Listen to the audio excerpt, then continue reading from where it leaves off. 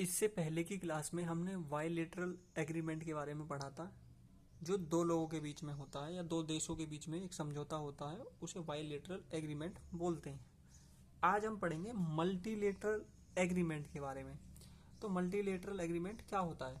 देखो, हम इसको ऐसे समझ सकते हैं, मल्टी यानी बहुत, एग्रीमेंट यानी समझौता, तो बहुपक्षी समझौता जिसमें बहुत सारे पक्ष होते हैं।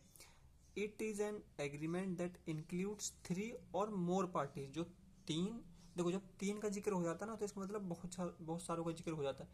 1 या 2 यानी बाइलेटरल, और जब उनसे ज्यादा हो तो 3 और मोर पार्टीज यानी multilateral agreement.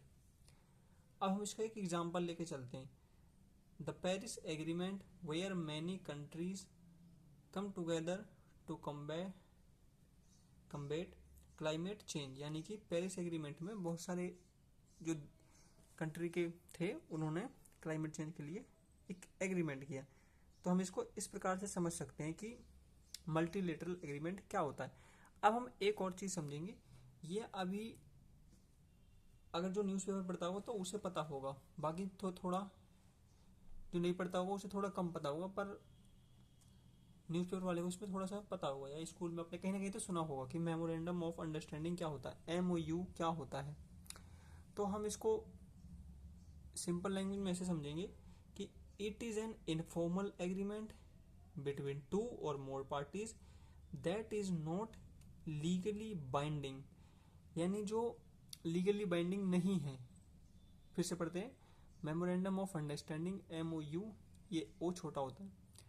It is an informal, एक इनफॉर्मल एग्रीमेंट होता है बिटवीन 2 और मोर पार्टी। इसमें ऐसा नहीं होता कि 2 या उससे कम वाली, जैसे इसमें था ना बाइलेटरल, यानी कि सिर्फ 2 हो सकते हैं, मल्टी यानी बहुत सारे। इसमें MOU कितनों के बीच में भी हो सकता है, यानी ये नहीं लिखा ना, बिटवीन 2 और more parties that is not legally binding, जो लीगली, जो कानूनी रूप से बाइंडिंग नहीं है।